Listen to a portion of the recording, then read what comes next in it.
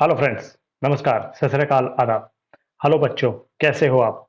मैं फिर आ गया हूं आप लोगों के पास, आप लोगों के साथ क्या करने स्टार्ट, माइक्रोसॉफ्ट ऑफिस को स्टार्ट करने आ गया हूं। क्योंकि मैं देखा हूं कि माइक्रोसॉफ्ट के मामले में अभी भी हमारे बच्चे बहुत कमजोर हैं। जो सीख रहे हैं वो इतना उचित नहीं है जितना उनके पास होना चाहिए। और बहुत से ऐसे बड़े बड़े स्टूडेंट्स के साथ साथ बड़े बड़े ऐसे विद्यार्थी भी है जिनको अभी तक पता ही नहीं है कि माइक्रोसॉफ्ट ऑफिस के अंदर हमें कैसे काम करना है। तो मैं सबसे पहले आज शुरू कराने जा रहा हूं माइक्रोसॉफ्ट पेंट। पेंट के बारे में मैं आपको बता रहा हूं कि जो माइक्रोसॉफ्ट पेंट होता है इसमें मैं आपके 11 टॉपिक्स कवर करूंगा। 11 टॉपिक्स। और अगर वीडियो ज्यादा लंबी हो गई तो क्षमा करना, क्योंकि इसमें मैं सब कुछ डीपली, बहुत डीपली इसमें सब कुछ मैं कवर करूंगा। और हर एक एक पॉइंट को आपने बहुत बारीकी से समझना है। जो भी चीज बता रहा हूं नोट्स करना है। हर चीज को बिल्कुल शुरू से करना है और इम्पोर्टेंस समझते हुए, क्योंकि कोई भी सॉफ्टवेयर अपने आप में सामान्य नहीं है। और उम्मीद है कि आप लोग मेरा साथ देंगे। मेरे बच्चे मेरे साथ हैं और आप लोग भी मेरे साथ हैं। और ये मेरा वीडियो नोट्स है। इस वीडियो नोट के जरिए मैं अपनी सारी इंफॉर्मेशन आप लोगों के साथ रखूंगा। और अगर आपको वैल्यूबल लगती है वीडियोस इंफॉर्मेशन, तो आपको अपना वैल्यूबल कमेंट भी करना है, ताकि मुझे पता चले कि मैं क्या कर रहा हूं। और मुझे उम्मीद है कि आप लोगों को मेरी ये कोशिश बहुत बहुत अच्छी लगेगी। और इम्पैक्ट ब्रेन के माध्यम से मैं आपके साथ आज फिर जुड़ चुका हूं।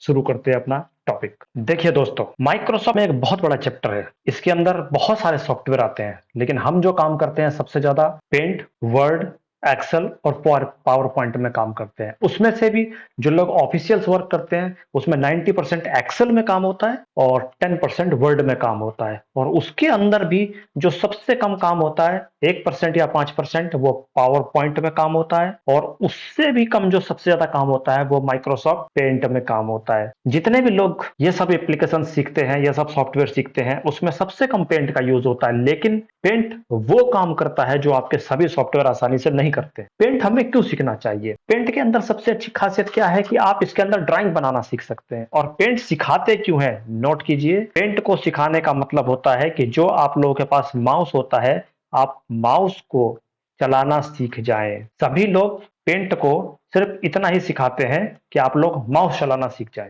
लेकिन पेंट सिर्फ इतना नहीं है कि आप माउस चलाना सीख जाएं। पेंट के अंदर आप ड्राइंग्स बना सकते हैं, बहुत अच्छी अच्छी ड्राइंग्स बना सकते हैं। और मैं आप लोगों को ऐसी ऐसी ट्रिक्स बताऊंगा, ऐसी ऐसी ट्रिक्स बताऊंगा कि शायद मुझे उम्मीद है कि आप लोगों को पता भी ना हो। आप लोगों को बड़ा आश्चर्य होगा कि इतनी अच्छी चीज मैंने आज सीख ली है। और मैं अपना पूरा पूरा बेस्ट देने की कोशिश करूंगा, अपना पूरा पूरा बेस्ट देने की कोशिश करूंगा। अगर आप लोगों को कोई समस्या होती है तो आप बेझिझक पूछिएगा।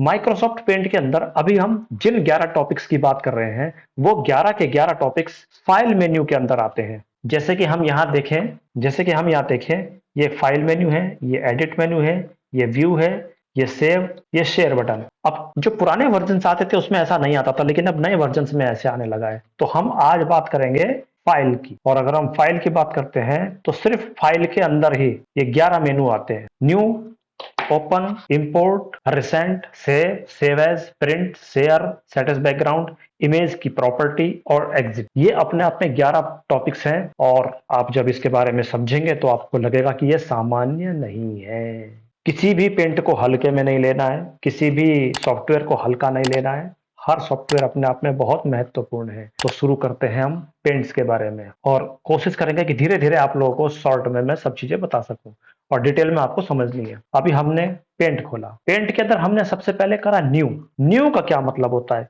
हालांकि जब आप आगे सॉफ्टवेयर में चलेंगे तो जो चीज आप पेंट में सीख लेंगे वो आपको आगे नहीं सीखनी पड़ेगी, ये गारंटी है हमारी। क्योंकि एक कमांड आपको एक सॉफ्टवेयर में सीखनी है, दूसरे सॉफ्टवेयर में उसका कोई बड़ा वर्जन आपको सीखने की जरूरत नहीं है, आपको आवश्यकता नहीं पड़ेगी।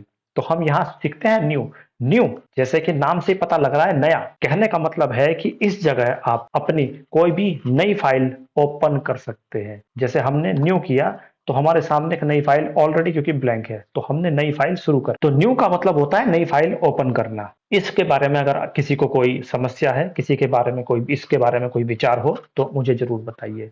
हमारा पहला पॉइंट खत्म हो चुका है। दूसरा पॉइंट, ओपन। ओपन का मतलब है कि अगर आपके सिस्टम में कोई फाइल पहले से ही बनी बनाई है, आपने पहले से कोई फाइल बना रखी है और आप उस फाइल में काम करना चाह रहे हैं तो आपको वो फाइल ओपन करनी है। ओपन, बनी बनाई फाइल को ओपन करना है। पॉइंट नंबर 2 थोड़ा इंपॉर्टेंट है, इसकी इंपॉर्टेंस ही अभी आपको पता चलेगी। ओपन में हम जैसे ही ओपन करते हैं तो हमारे सामने एक विंडो खुल के आती है। ये वाली विंडो हमारे पास ओपन होती है। इसका क्या मतलब है कि हम अपने कंप्यूटर के अंदर से कहीं से कोई भी फाइल ओपन कर सकते हैं। जैसे कुछ दिन पहले अभी मैंने ये फाइल बनाई थी, हमने इसको सीधा डायरेक्ट कर दिया ओपन, और ये हमारे सिस्टम में आ गई। ये देखिए, ये हमारे सिस्टम में आ गई। ये वो फाइल है जिसको हम अभी अभी ओपन करके लाए हैं। हमने ओपन की है, ऑलरेडी हमारे सिस्टम में बनी थी, हम इसको लेके आए हैं। ये ओपन करिए। अभी कल परसों मैंने ड्राइंग बनाई है, और आप लोग भी इससे अच्छी ड्राइंग बनाने लग जाएंगे। मेरी ड्राइंग तो इतनी अच्छी नहीं है, आप लोग की इससे अच्छी होगी। इसके बाद हम चलते हैं अपने नेक्स्ट पॉइंट की ओर। Import to canvas. दूसरा पॉइंट है हमारा इंपोर्ट टू कैनवस। अब कैनवस का क्या मतलब है? देखिए दोस्तों, जो ये हम व्हाइट व्हाइट व्हाइट एरिया देख रहे हैं, ये सारा कैनवस एरिया है। ये पूरा कैनवस एरिया है। ये व्हाइट कलर का जो हम पेज देख रहे हैं, ये कैनवस एरिया है। इस कैनवस एरिया पे आपको अलग से कोई इमेज लेके आनी है, तो उसके लिए ये इंपोर्ट ऑप्शन यूज किया जाता है। ये इंपोर्ट टू कैनवस। और हमने कहा फ्रॉम फाइल। फ्रॉम फाइल का मतलब कि ऑलरेडी हमारे पास सिस्टम में एक फाइल है, बनी है या बनाई है, उसको हम यहां इंपोर्ट कर सकते हैं। ऐसे जैसे कि मैं अभी चलता हूं आप लोगों के पास यहां, और मैं अभी मैंने ये इंपोर्ट की। तो ये देखिए, ये मैंने इंपोर्ट कर ली। ये फाइल हमारी इंपोर्ट हो चुकी है। तो इंपोर्ट फ्रॉम फाइल, हमने ये फाइल अपनी इंपोर्ट कर ली है। उसके बाद चलते हैं हम इंपोर्ट फ्रॉम अ फाइल में फ्रॉम कैमरा और स्कैनर। अगर आपके सिस्टम में कोई स्कैनर लगा है, कोई प्रिंटर लगा है, कोई कैमरा लगा है, तो आप वहां से इस फाइल को कर सकते हैं। अभी ये मेरा हाईलाइट हो रहा है। अगर मैं खोलता हूं तो ये मेरा मोबाइल, क्योंकि अटैच है, अभी अभी जो वीडियोस बन रही है मोबाइल से बन रही है और मोबाइल कनेक्ट है, तो यहाँ इस मोबाइल से हम इसको पकड़ सकते हैं। देखिए, ये बता रहा है, ये देखिए क्या कर रहा है, which picture do you want to copy. इन्होंने हमारे मोबाइल को कनेक्ट करने की कोशिश करी है। ये देखिए 001, ये देखिए, और मैं पिक्चर्स के अंदर से, ये देखिए गेट फ्रॉम पिक्चर, ये मेरे मोबाइल से आ रही है दोस्तों। ये मैंने अभी इसको मैं डोंट सेव कर दूंगा, क्योंकि मेरे को ये न्यू लेके आनी है, तब क्योंकि आप लोगों को पता चलेगा। ये देखिए, ये जो इमेज है, ये मैंने अभी अभी आप लोगों के सामने अपने मोबाइल से उठाई है। तो आप लोगों के सामने प्रैक्टिकल हो गया कि इंपोर्ट किसी फाइल से, इंपोर्ट फ्रॉम स्कैनर और कैमरा। अगर हम कैमरा से स्कैनर से इंपोर्ट करते हैं तो देखिए, ये 97 करके मेरा एक मोबाइल कनेक्ट हो रहा है, और यहां हमारी सारी इमेजेस आ जाती हैं मोबाइल के अंदर से। ऐसे ही आप स्कैनर से भी खींच सकते हैं। अभी मेरा मोबाइल यूएसबी के थ्रू कनेक्ट है। मैं जो अभी वीडियोस बना रहा हूं, तो मैंने अपना कैमरा मोबाइल का यूज किया हुआ है, और ज्यादा मेरे पास सेटअप नहीं है। लेकिन अब देखिए, अभी मैं पिक्चर्स में जाता हूं, ये पिक्चर्स का फोल्डर जाता हूं, और ये देखिए गेट पिक्चर्स, अभी कुछ दिन पहले की पिक्चर्स है। ये देखिए, ये मेरे कैमरे से आई है, और जो लोग मेरे साथ थे अभी कल परसों, उनको ये पता होगा कि ये वाकई में कैमरे से आई है। ठीक है दोस्तों, ये क्लियर हो गया। इंपोर्ट फ्रॉम, कहां से आपको इंपोर्ट करनी, इंपोर्ट और एक्सपोर्ट। देखिए, इंपोर्ट अलग, अक्सर दुनिया से देशों के अंदर, अक्सर भारत के अंदर या भारत से बाहर जब हम सामान भेजते हैं तो उसको एक्सपोर्ट कहते हैं, और जब मंगाते हैं तो उसको इंपोर्ट कहते हैं। तो इंपोर्ट और एक्सपोर्ट यहां आपको फाइल्स में भी मिलता है। तो आपको क्या इंपोर्ट करना है और क्या एक्सपोर्ट करना है, वो आप लोगों को यहाँ क्लियर हो जाएगा। आप लोग समझ गए होंगे कि इंपोर्ट और एक्सपोर्ट क्या चीज है। अब चलते हैं रिसेंट। अभी देखिए इंपॉर्टेंट पॉइंट्स। रिसेंट का क्या मतलब है? हमने ओपन, ओपन करने से वो फाइल्स ओपन होती हैं जो फाइल्स हमने ऑलरेडी कंप्यूटर में बना रखी हैं। लेकिन अगर कुछ फाइल्स पे हम लगातार काम कर रहे हैं, एक दो दिन से लगातार काम कर रहे हैं, तो उसमें 8 से 9 या 9 से 10, जैसे आपके सिस्टम में स्पेस है, वो फाइल्स आपकी सेव हो जाती हैं रिसेंट में। और रिसेंट मतलब अभी हाल की फाइल्स। मैं कोशिश करता हूं कि कोई हाल की फाइल्स खुल जाए। थंबनेल नाम का, देखते देखते हैं ये। अभी मैं इसको डोंट सेव करके ओके करता हूं। ये फाइल अवेलेबल नहीं है, रिसेंट। अनटाइटल, ये देखिए अभी आई, अभी हमने इस फाइल पे काम किया था, तुरंत आपके सामने आ गई। तो रिसेंट्स, रिसेंट टॉपिक हमारा चौथा टॉपिक है, और रिसेंट का मतलब है कि अभी अभी जो हमने कंप्यूटर्स में काम करा है, तो 8 9 10 फाइल अभी हाल की 9 10 फाइलें जो होंगी वो आपके सिस्टम में यहाँ स्टोर होगी, और उनको ओपन करने के लिए आपको कोई ज्यादा कोई सिस्टम तिगड़म लगाने की जरूरत नहीं है, आपको सीधा डायरेक्ट वहां से वो फाइल उठानी है। जो लोग कंप्यूटर्स में काम करते हैं तो उनको दिक्कत नहीं हो रही होगी, लेकिन जो बिल्कुल फ्रेश हैं उन लोगों को इसको समझने में दिक्कत हो रही होगी। और अगर आप लोगों के पास सिस्टम नहीं है तो बताइए, हो सकता है हम कुछ कोशिश करेंगे। और रिसेंट, अच्छा चलते हैं सेव। सेव का मतलब होता है दोस्तों कि हमने फाइल को अपने कंप्यूटर में अभी जो बनाया है तो टेम्पररी बनाया है। क्योंकि मैं एक छोटी सी डिटेल देना चाहूंगा, टेक्निकल डिटेल। मैं टेक्निकल डिटेल देना चाहूंगा कि क्या होता है, कंप्यूटर में दो तरह की मेमोरीज होती हैं, नोट करना बच्चों। कंप्यूटर के अंदर दो तरह की मेमोरी होती है, एक होती है रैम, एक होती है ROM. RAM, ROM। RAM, RAM, random access memory. ROM, read only memory. RAM जो होती है वो लंबी छोटी सी स्टिक होती हैं, और अक्सर पतली होती हैं, बिल्कुल पतली होती हैं, और इनका काम होता है। रोम का मतलब होता है रीड ओनली मेमोरी, वहां सिर्फ रीड हो सकती है। जो भी आपके कंप्यूटर्स में हार्ड डिस्क होती हैं, हार्ड डिस्क होती है, किसी भी तरह की हार्ड डिस्क होती है तो रोम होती है। रोम का मतलब होता है कि वो आपके डाटा को सिर्फ स्टोर करेंगे, सिर्फ स्टोर। वहां आप उस डाटा पे काम नहीं कर सकते। आपको अगर डाटा पे काम करना है तो उसको रैम पार्ट में लेके आना होगा। कुछ टेक्निकल पार्ट्स बता रहा हूं बच्चों, आप लोगों ने पढ़ा भी होगा, समझा भी होगा। रोम जो आपका है वो रीड करता है, केवल ओनली रीड, आप वहां सिर्फ डाटा को पढ़ सकते हो। रैम के अंदर आपका रैंडम उसमें वर्क होता है। तो जो भी आप डाटा बनाते हो वो रैम में बनता है। रैम कम से कम आपके सिस्टम की 8 GB नॉर्मल रैम अगर है तो बहुत अच्छा है, 4 GB है तो बहुत अच्छा है, 8 GB है तो बहुत ही अच्छा है। तो 4 से 8 GB सफिशियंट होती है। और ज्यादा हाई ग्राफिकल वर्क करना है तो रैम हम बढ़ा देते हैं। रैम का काम क्या होता है, लोग जानते हैं कि रैम का मतलब होता है कि कई सारे टास्क एक साथ करना, लेकिन कई सारे टास्क एक साथ काम करने का मतलब होता है कि कई सारे टास्क करने के लिए उसकी मेमोरी कितनी है रैम की।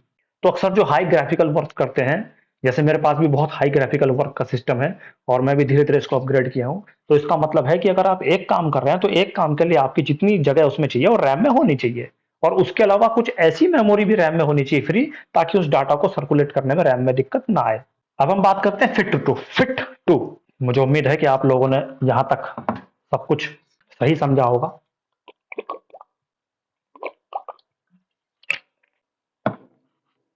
क्योंकि कोई भी पॉइंट छोटा नहीं है मेरे दोस्तों, मेरे बच्चों।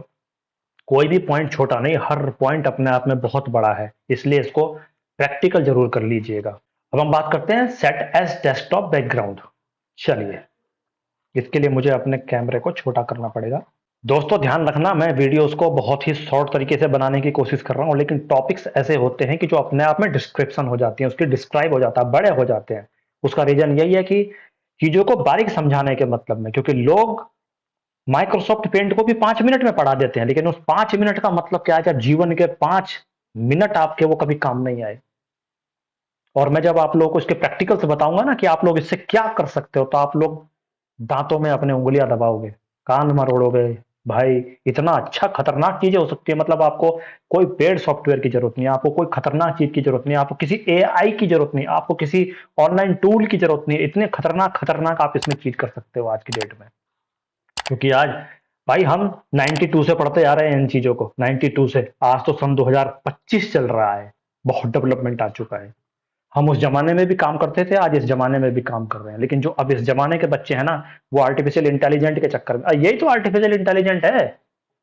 जिस काम को आप स्टाइलिश तरीके से, आप टेक्निकल तरीके से कर रहे हैं, ये आर्टिफिशियल इंटेलिजेंस है।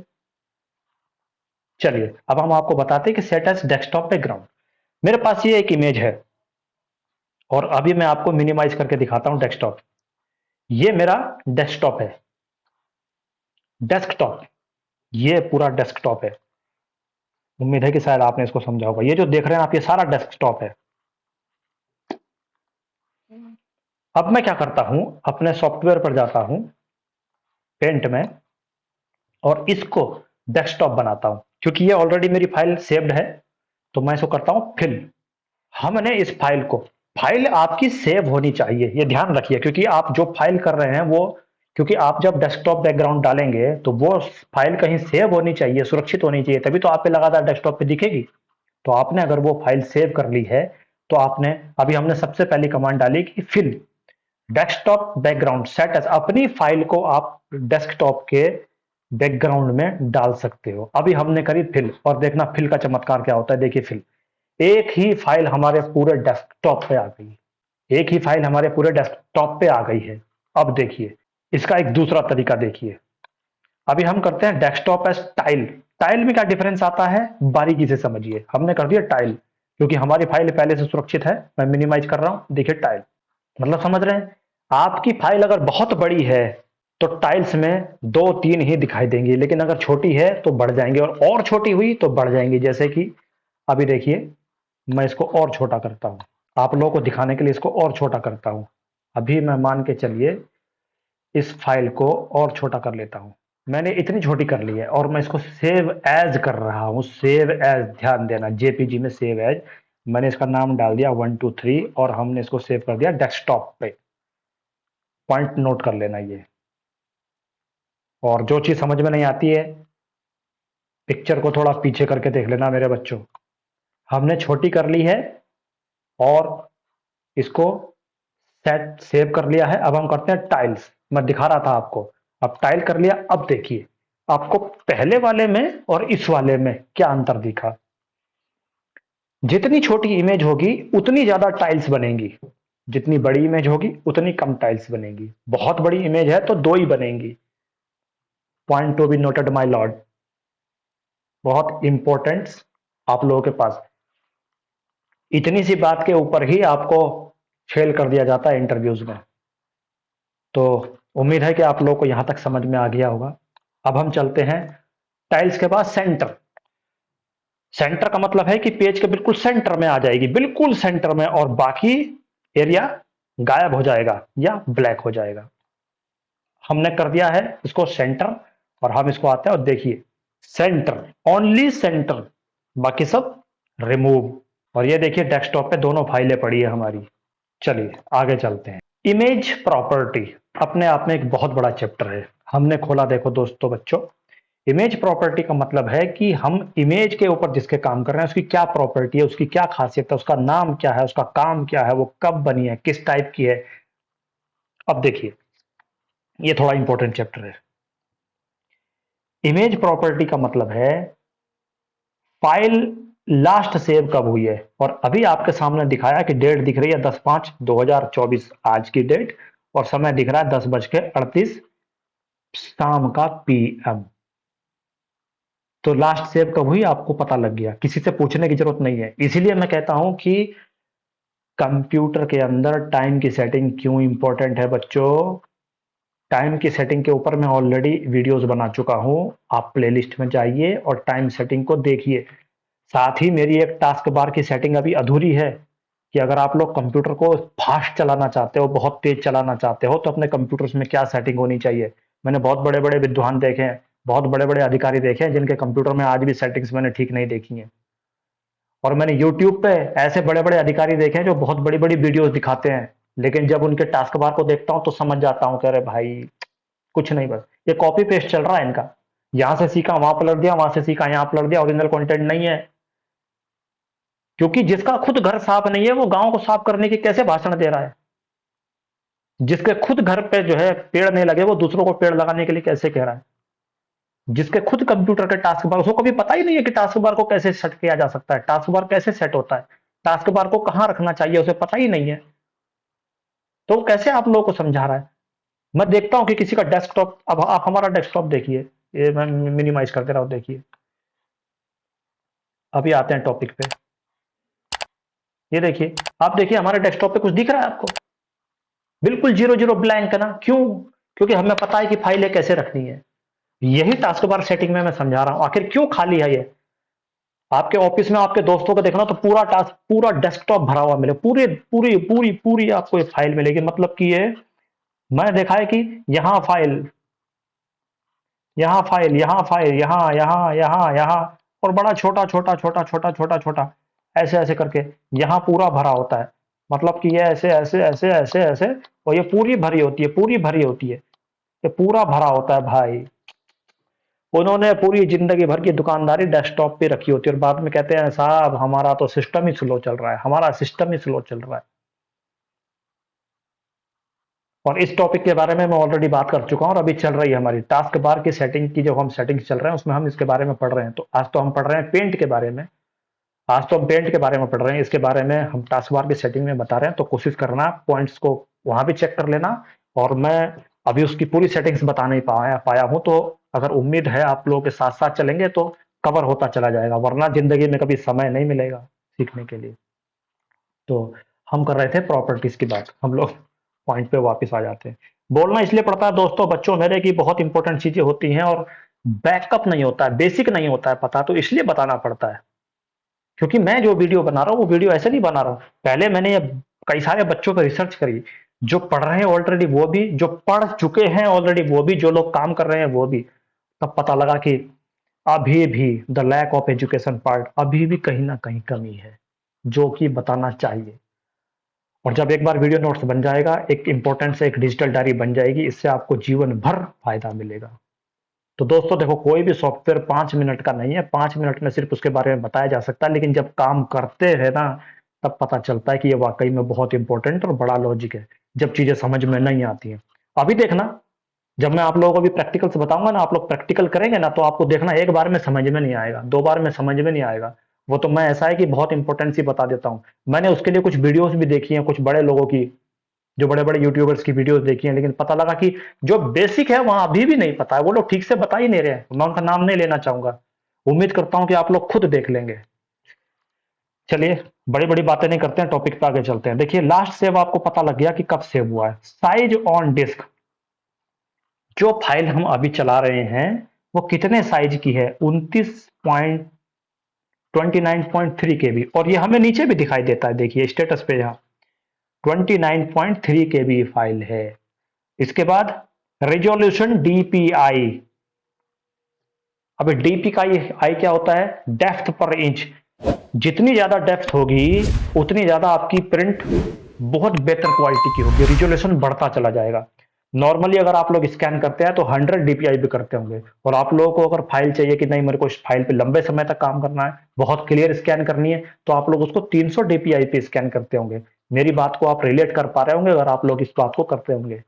तो हम डीपीआई को समझ गए कि रिजोल्यूशन का मतलब, कि आप समझते हैं आजकल हर आदमी कैमरा चला रहा है, मेरा 20 रिजोल्यूशन, मेरा 200 रिजोल्यूशन, मेरा 50 रिजोल्यूशन, 14 रिजोल्यूशन रिजोल्यूशन। और अधिकांश जो कैमरे आते हैं वो 20 रिजोल्यूशन तक के आते हैं, 20 मेगापिक्सल तक के आते हैं। तो 20 से लेकर 200, 20 से लेकर 200 मेगापिक्सल तक के कैमरे अभी मौजूद है। जैसे कि मैं अभी एक जिस कैमरे से काम कर रहा हूं उसमें 200 मेगापिक्सल तक का कैमरा है, सैमसंग S24 अल्ट्रा। इसके बाद चलिए, ये डीपीआई हो गया, ये आपको समझ में आ गया इतना पार्ट। उसके बाद आते हैं यूनिट। यूनिट का मतलब है कि आपकी यूनिट्स क्या होती हैं, इंच, सेंटीमीटर और पिक्सल। अब इंच आप समझ रहे होंगे, सेंटीमीटर आप समझ रहे होंगे, पिक्सल शायद हो सकता है कि आप नहीं समझ रहे होंगे, तो मैं अभी आप लोगों को पिक्सल समझा देता हूं। यहां से हम इसको कैंसिल करते हैं और हम आते हैं अपने पिक्सल पे। अब मैं इस फाइल को थोड़ा बड़ा करता हूं। अब देखिए, कोशिश करता हूं आप लोगों को पिक्सल समझाने का। पिक्सल का मतलब है कि ये जो फोटो बनी है कितने पिक्सल की बनी है। हालांकि अगर आप ध्यान से देखेंगे तो ये बता रहा है यहां, अगर आप ध्यान से देखेंगे तो आपको यहां पता लग रहा है कि 360 बाई 168 पिक्सल। 360 by 168 pixel. 360 मतलब 360 ऐसे, ऐसे, इसमें 360 पिक्सल हैं, और हॉरिजेंटल में 360 पिक्सल हैं, और वर्टिकल में 168 पिक्सल है। कितने में, पूरे में नहीं, एक बहुत छोटे से पार्ट में। अब वो कितना छोटा पार्ट है, डीपीआई। अभी तो पॉइंट आई। ये देखिए, इमेज की प्रॉपर्टी में जाते हैं, 216 डीपीआई दिखा रहा है कि इसके 216 पार्ट हैं, जिसमें 360 बाई 168 पिक्सल हैं। अब देखिए कैसे, ये यहां से हमने लिया और मैं आप लोगों को समझाने की कोशिश करता हूं। ये एक, अब मैं इसका थोड़ा सा ये कर लेता हूं, अब आप समझने की कोशिश करना। एक,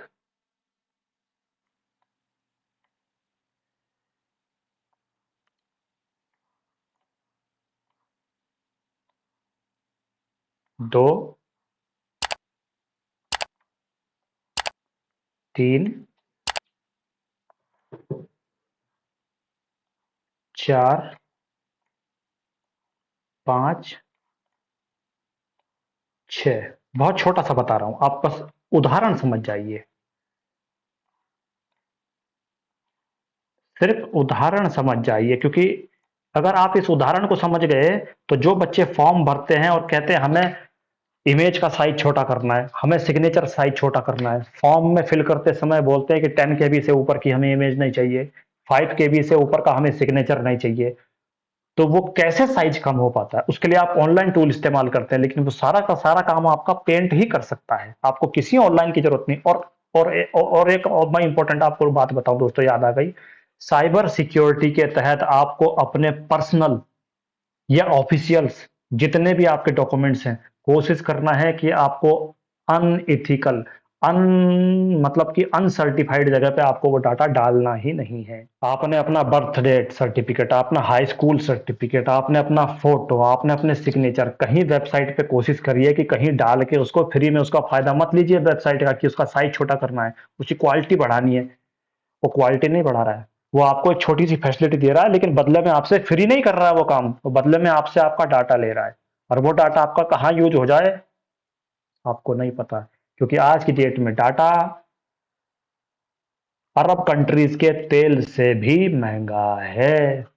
व्हाट्सएप आपको फ्री में फैसिलिटी नहीं दे रही है, फेसबुक आपको ये नहीं कह रहा है कि हाँ बस आप लोग अपना मनोरंजन करिए, आपने फोटोज डालिए, आप लोग पैसा कमाइए। इन सब के पीछे लॉजिक है बहुत बड़ा, और मुझे उम्मीद है कि शायद बताने की जरूरत ना पड़े। तो चलिए मैं आगे आपसे बात करता हूं।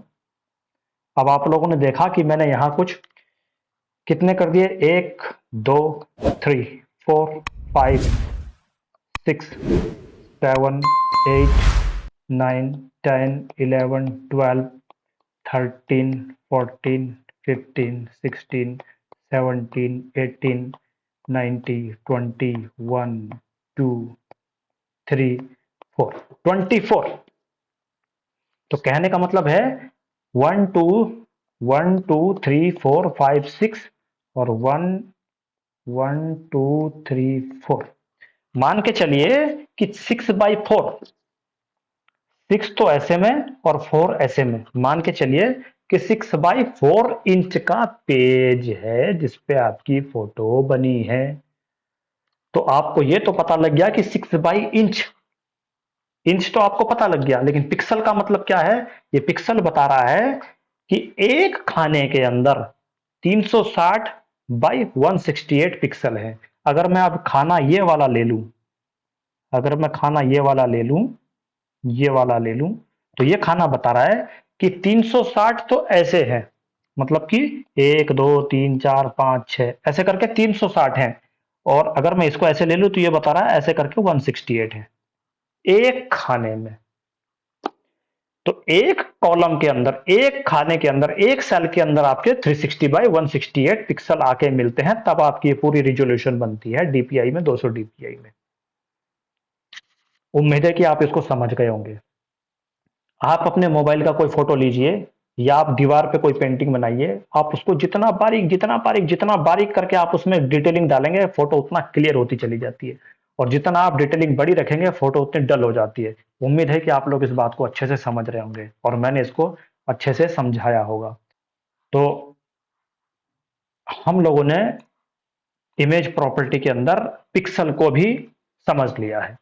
अब इमेज साइज, अब देखिए हाइट एंड विड्थ, ये 360/168 इसकी डिफॉल्ट हाइट एंड विड्थ है। इमेज की जो टोटल साइज है वो 360/168 पिक्सल में है टोटल, और हम इसको अभी कर देते हैं कैंसिल। तो हमने अपने टोटल 10 पॉइंट्स हमने अभी कर दिए हैं, और 11वें पॉइंट्स में मैं आ रहा हूं कि 11वें पॉइंट्स का मतलब होता है एग्जिट।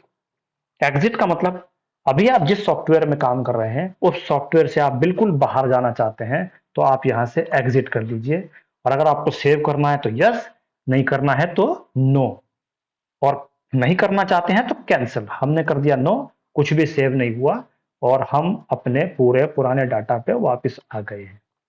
तो दोस्तों मुझे लगता है कि समय तो काफी लग गया है, टॉपिक असल में क्या है, कोई भी टॉपिक छोटा नहीं है, कोई भी टॉपिक छोटा नहीं है, मैं आप लोगों से पहले ही बता चुका हूँ। और मेरे साथ पढ़ना है तो समय को तो देना पड़ेगा, क्योंकि 5 मिनट में आप लोगों को कोई उस्ताद नहीं बना सकता है, 10 मिनट के अंदर आपको कोई करोड़पति नहीं बना सकता है, और 3 मिनट के अंदर आपको कोई बहुत बड़ा आईएएस पीसीएस अधिकारी नहीं बना सकता है। तो आपको इतना तो वैल्यू लेनी ही पड़ेगी। और इसके साथ ही मैं आप लोगों से उम्मीद करता हूं कि आप लोगों को जो मेरी चीजें हैं वो वाकई में समझ आई होंगी, और मैंने कोशिश करी है तो बेहतर करी है, तो आप लोग मेरे को समझ पाए होंगे। अगर कहीं भी अगर आपको लगता है कि कुछ कमी रह गई है, तो वो आप पूरी कर दीजिए, कि हो सकता है भाई मेरे से भी छूट गई हो। आज की डेट में जो मैंने समझाया है, उम्मीद करता हूं कि आप लोग उसको समझेंगे, पूरा प्रैक्टिकल करेंगे, और उसके बाद हम अगले नेक्स्ट वीडियो के अंदर इसी पेंट को कंटिन्यू रखेंगे और चलेंगे अगले चैप्टर्स में, जिसमें एडिट के बारे में बात करी जाती है। तो फाइल के अंदर फाइल कमांड का काम होता है कि जो फाइल हम बना रहे हैं उसको रखना, सुरक्षित रखना, समझाना, घुमाना, कॉपी करना, प्रिंट करना, फाइल को डॉक्यूमेंटेशन के अंदर रखने की, जो फाइल डॉक्यूमेंटेशन होती है, जो बैक ऑफिस के जो काम होते हैं, वो मुख्य फाइल मेन्यू के अंदर होते हैं। तो गलती है तो अपने भाई को क्षमा करना, दोस्त को क्षमा करना। कुछ सलाह है तो आप लोगों के लिए कमेंट्स सेक्शन बिल्कुल ओपन है, अपने अच्छे कमेंट्स दीजिए। अगर आप लोगों को मेरी ये कोशिश अच्छी लग रही है तो आप मेरे साथ बने रहिए। बाकी के लिए आप लोगों से धन्यवाद।